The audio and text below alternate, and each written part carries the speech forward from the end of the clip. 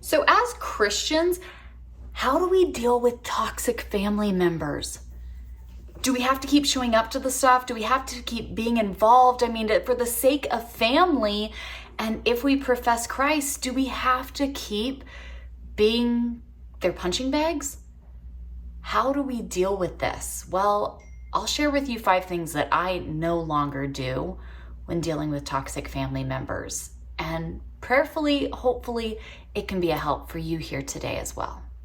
Hey friends, I'm Heidi with Heavenly Minded Home, and welcome to today's video. Now, it is that time of the year, I think, where a lot of opportunities may be not so willingly imposed on some of us to have to go and feel like we have to partake in certain activities and gatherings and things. And the topic of toxic family members is a big conversation to be had anyways. And I think especially from a biblical Christian standpoint, this is so huge because I see most often the overwhelming kind of message that, well, you need to love your family and be a light. And so, of course, if you're going to love and honor your parents, you must keep showing up and kind of being at the beck and call of whatever these gatherings or events may be for the sake of family. But is that biblical?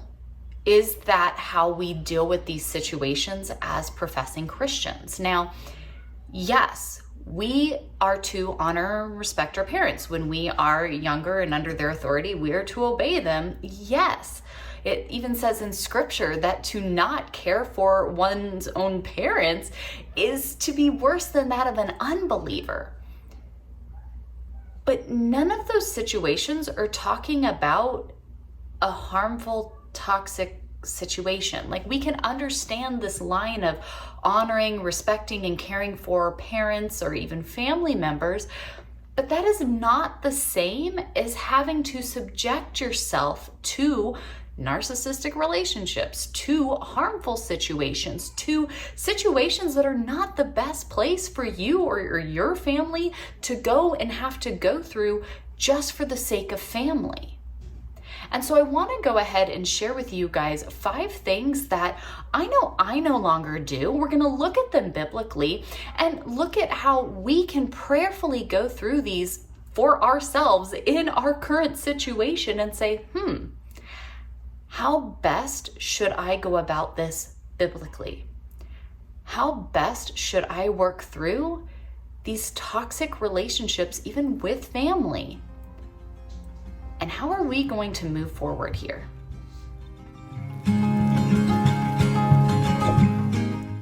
Let's start here. Remember, Proverbs 15:1 says, "A gentle answer turns away wrath, but a harsh word stirs up anger."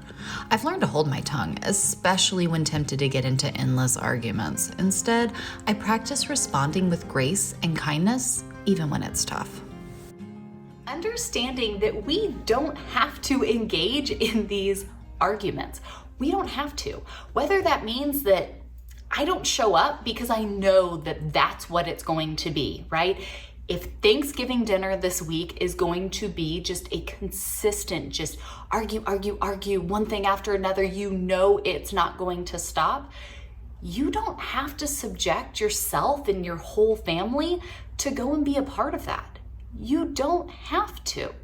Now, if you can go, or when you run into these situations, you can just choose to, no thanks, not participating, not going to be a part of this. That's a great thing to work on and to do. Yes, absolutely. But if there's also those situations where you know that that's just every time what it's just consistently going to end up being, you don't have to subject yourself to that. Now, this is an important thing to learn and to understand, and for all of us, right? We want to guard our mouths and be thoughtful with what we say and what we do engage in. And are there times, absolutely, to stand up for truth and be like, no, like I am not backing down off of this?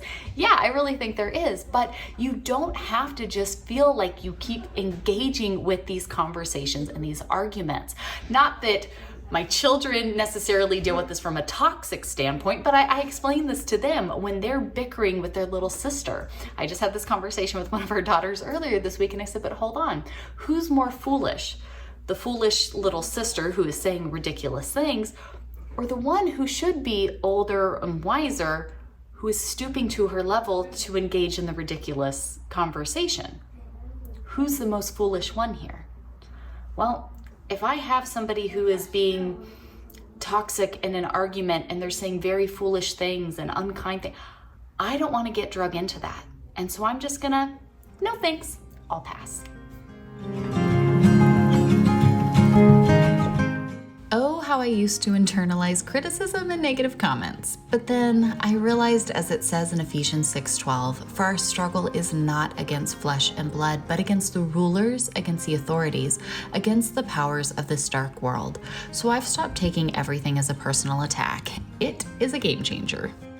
Now, this one, quite frankly, might be one of the most difficult ones here on the list, but it is so important to not take it all personally. And I get it.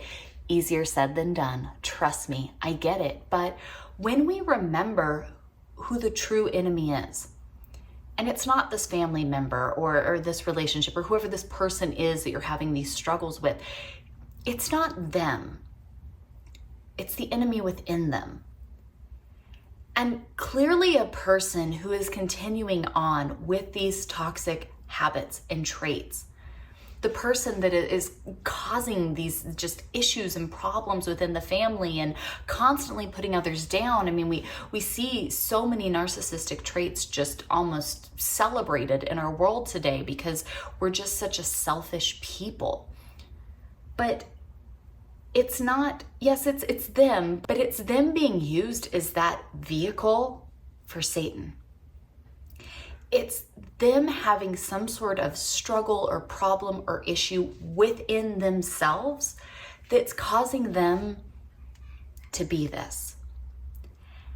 And we can understand, right? I've looked at this in my own personal family relationships, right? I look at this person and I go, wow, I see how you got to be here.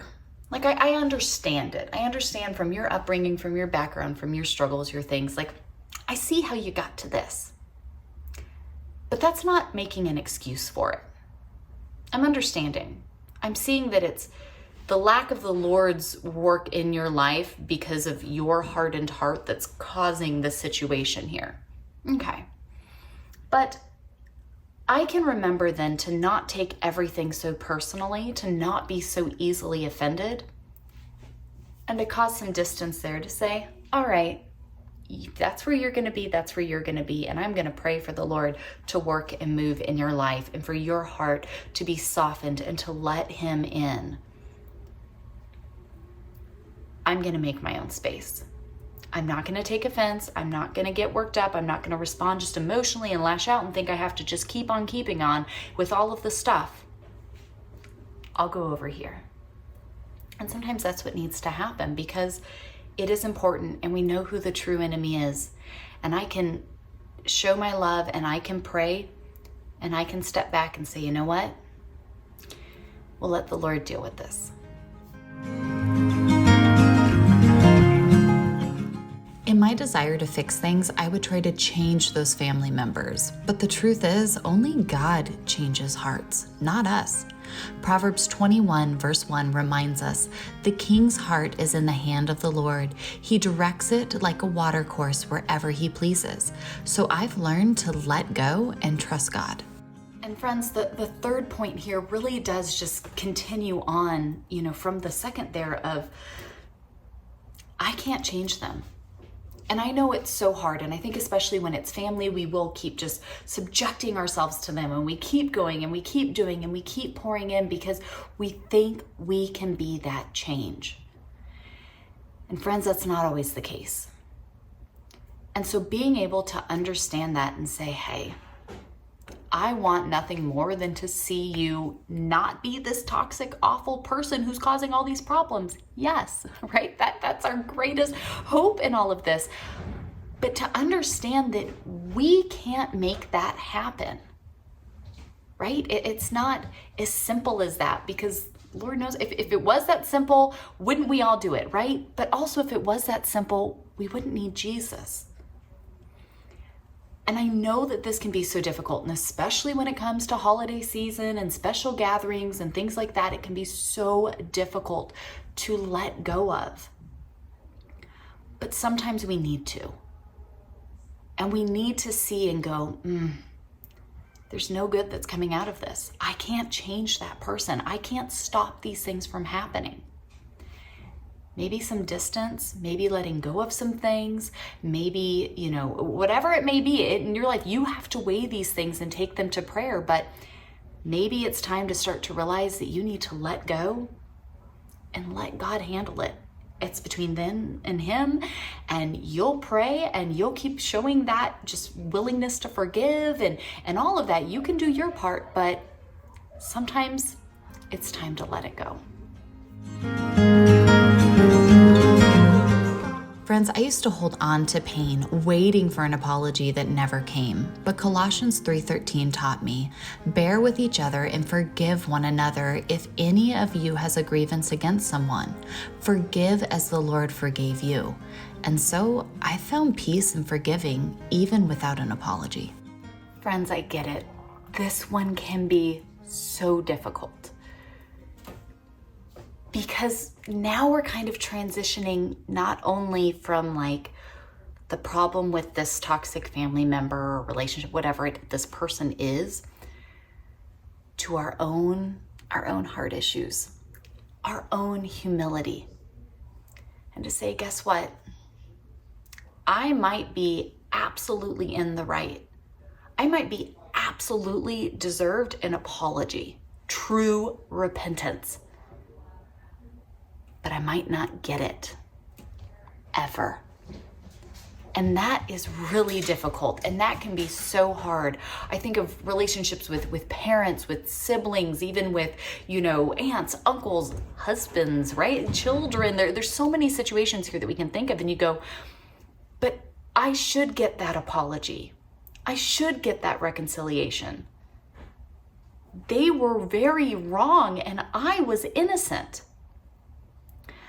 Understanding where true justice comes from is such a huge piece in that just path of healing.